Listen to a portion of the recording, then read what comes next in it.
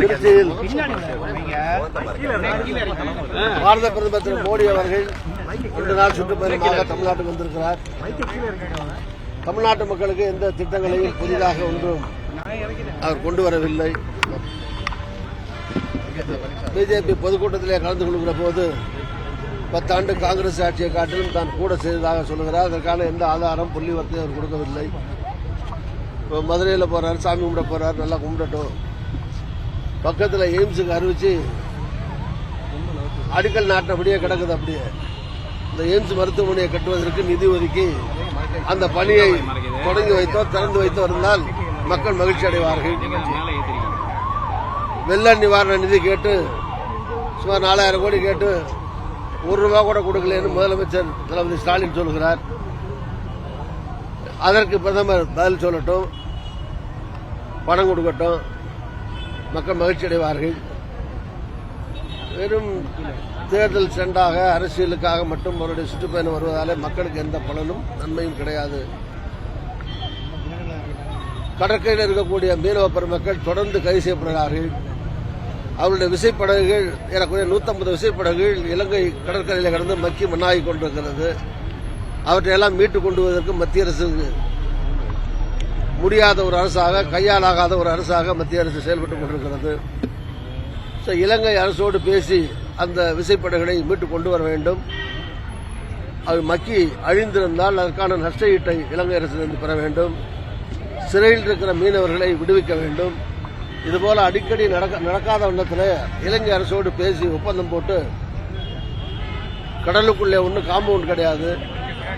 போற போது 1-2 பேர் தெரியாமல் கூட அந்த பகுதிக்கு போகலாம்.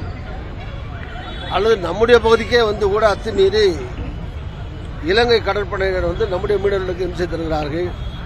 படகுகளை வலைகளை நாசப்படுத்துகிறார்கள், மீன் அழிச்சுகிறார்கள், மீனவர்களை பிடிச்சிருக்கிறார்கள்.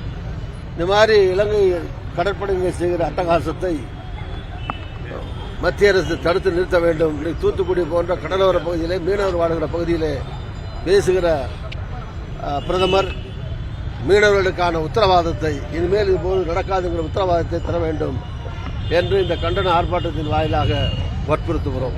சார், திருச்சி நாடாளுமன்ற தொகுதியில் வந்து மதிமுக திமுக வேட்பாளர் போட்டியிட அதிக வாய்ப்புகள் சொல்றாங்க. அப்ப காங்கிரஸ் இடையில நினைக்கிறீங்களா? அதிக வாய்ப்புன்னு உங்களுக்கு யார் சொன்னது? வட்டாரங்கள், திமுக வட்டாரங்கள் அதிக வாய்ப்பு என்ன? திமுக ஒரு ஆளை சொல்லுங்க, பேர் சொல்லி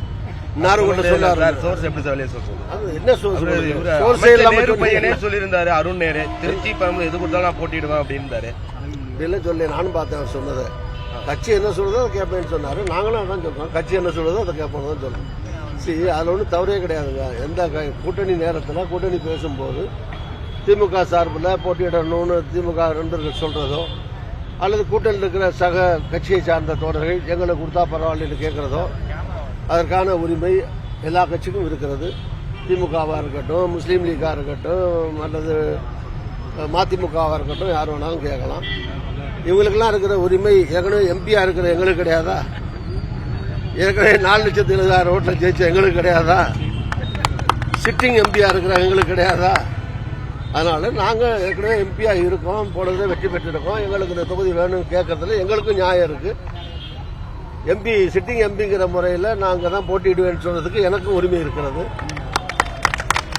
அதனால இந்த தொகுதியில தான் போட்டியிடுவோம். காங்கிரஸ் சார்பில் கூட்டணி பேச்சுவார்த்தை தொடர்ந்து நடக்கிறது. இறுதி வடிவம் வரும்போது உங்களுக்கே தெரியும். திருச்சி நாடாளுமன்ற திருச்சி எம்பியை காணவில்லை, கண்டா வர சொல்லுங்க. நான் ஏற்கனவே சொன்னேன். நீங்க என்ன எத்தனை பாக்குறீங்க?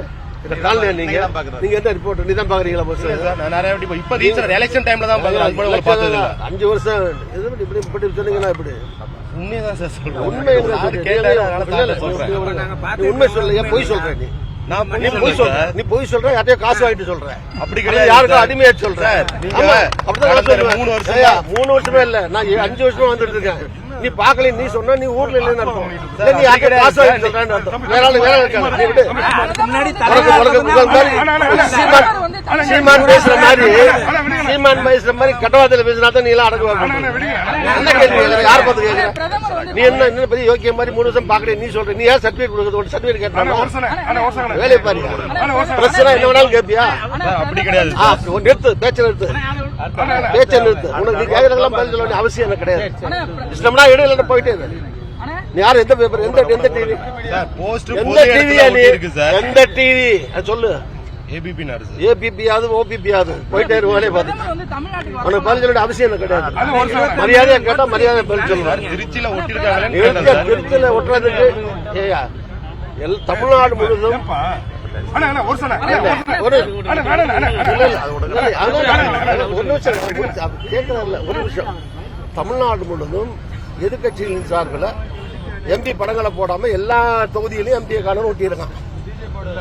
எல்லா இடங்கள்லயும் பிஜேபி அதிமுக காரங்க எல்லா திருச்சியில மட்டும் இல்ல எல்லா தொகுதி போய் பார்த்துட்டு வாங்க. எல்லா தொகுதியிலையும் எம்பியை காணும் எல்லா எம்பி என்ன அமெரிக்காவை போயிட்டாங்க. எல்லா எம்பி இங்கதான் திமுக எம்பி காங்கிரஸ் எம்பி எல்லா எம்பி இங்கதான் இருந்தோம். எனக்கு என்னன்னா நீ பாக்கலன்னா நீ வராம போயிட்டேன்னா நான் வழி நிறுத்தமா? நீ எப்படி சொல்லலாம் நான் பாக்கல 2 வருஷம் இப்பதான் பாத்தீங்க நீ எப்படி சொல்லலாம்? நீ என்ன அரசியல்வாதியா? எனக்கு எதிர்கட்சியா நீ? பேப்பர்காரன் பேப்பர்கார மாதிரி டிவிக்கார மாதிரி கேள்வி கேட்கணும்ல. பிரதமர் வந்து தமிழ்நாட்டுக்கு வரப்பலாம் முன்னாள் மறைந்த தலைவர்களை பத்தி போன் பேசிட்டு இருக்காரு. திருச்சிக்கு வந்தப்ப விஜயகாந்த் பத்தி பேசினாரு. நேற்று எம்ஜிஆர் ஜெயலலிதா தான் சிறப்பாக தமிழ்நாடு ஆட்சி பேசுறாரு. அவங்க கட்சி ஓட்டுகளை எல்லாம் கவர்றதுக்காக அப்படி பேசுறாரு. ஏங்க ஒரு பிரதமர் வராரு பாராட்டுறாரு பேசுறாருங்கிறது அவருடைய உரிமை. அது அவர் என்னெல்லாம் பேசுறன்னு நம்மள சொல்லியா கொடுக்க முடியும்? நீங்க சொல்ற மாதிரி ஒரு பிரதமர் வராரு அவருக்கு தோன்றதை பேசுறாரு இஷ்டப்படுறத பேசுறாரு. தேர்தல் நேரம் ஓட்டுக்காகவும் பேசுவாரு. இந்த மாதிரி பெரிய தலைவர்கள் செல்வாக்குள்ள தலைவர்களை பத்தி பாராட்டி பேசுனா அவர்களுடைய வாக்கு வங்கியில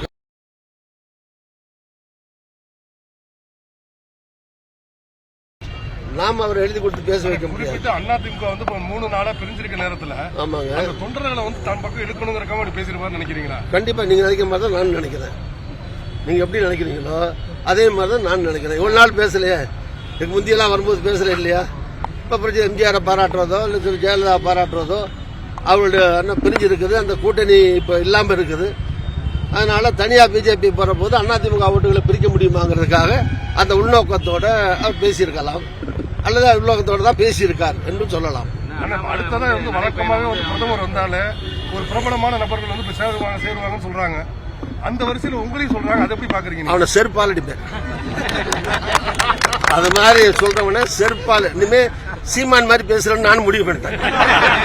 என்ன இந்த மாதிரி கேள்வி கேட்டீங்கன்னா என்னுடைய பதில் இப்படிதான் இருக்கும். ஏன்ட்ட 50 வருஷம் அரசியல் இருக்கிற என்ன நீங்க உங்களுக்கு என்ன உங்க நீங்க எல்லாம் ரிப்போர்ட்டர்ஸ் 25-30 இருக்கும். உங்களுக்கு 30 வருஷத்துக்கு முந்தைய அரசியல் இருக்கேன். யார்கிட்ட என்ன கேட்கறேன்னு ஒரு தரம் வேணும். நீங்க போய் இப்ப ஸ்டாலினை பார்த்து கேட்பீங்களா? கேளுங்களேன் போய் அங்கே பின்னாடி எல்லாம் போட்டு மொத்திடுவான். என்ன ஒரு விவசாய வேணும்ல? விவசாயம் இல்லாம கேட்டீங்கன்னா என்ன அர்த்தம்? எவனாவது ஒருத்தன் இந்த ஊடகம் பேர்ல வச்சுக்கிட்டு 5000 பேர் வியூவர்ஸை வச்சுக்கிட்டு சம்பாதிக்கிறதுக்காக ரூம்ல உட்காந்துக்கிட்டு பொழப்பு நடத்துறான். நானும் பேட்டி கேட்டா கொடுக்குறேன், பாவம் பொழைச்சிட்டு போறாங்கன்னு. நிறைய சேனலுக்கு நான் தான் பேட்டி கொடுக்குறேன். வேற யாரும் போய் தனியா ஒன்றுலாம் கொடுக்க மாட்டாங்க. நான் கொடுக்கறது போய் தொலைஞ்சு போறான் வாழ்ந்துட்டு போறான்னு தான் சொல்றேன். சில பேர் அதை நம்பியே இருக்கான் பாவம். அதுல ஏதாவது வருமானம் வரும் காசு வரும் போயிட்டு போறான்னு கொடுக்குறேன். அந்த மாதிரி சில பத்திரிகைகள்ல சில பேர் வந்து கண்டதை போட்டுட்டு இருக்கான். அதை எடுத்து பெரிய பத்திரிகைகள் ஒரு பிரபலமா இருக்கக்கூடிய ஊடகங்கள் அதுல எல்லாம் அந்த மாதிரி கேட்கவும் கூடாது போடவும் கூடாது. நான் எங்காவது போறது இருக்குன்னு நான் உங்களுக்கு சொல்றேன். என்ன உங்களுக்கு ஏன் நீங்க முந்திக்கிட்டு எங்காவது அனுப்ப பாக்குறீங்க? அதனால நீங்க நினைச்சாலும் அனுப்ப முடியாது. அதனால எனக்கு தெரியும் நான் என்ன பண்ணணும். ஏங்க எவன் செய்தாலும் எனக்கு அடுத்து கவலை. எவனோ ஒருத்தன் செய்யறான் ஊடகத்துல, உங்களுக்கு என்ன வந்தது? அவன் கொடுக்கறான், அவனுக்காக கொடுக்கறான்னு வச்சுங்க. யாரோ எதிர்கட்சிகள் பிஜேபி சொல்றாங்க, அதிமுக சொல்றாங்க, யாரோ சொல்றாங்க. நீங்க அதை வரைஞ்சு கட்டிட்டு என்கிட்ட கேட்காத செய்யணும்ல, போட்டு போட்டு கேக்குறீங்களே.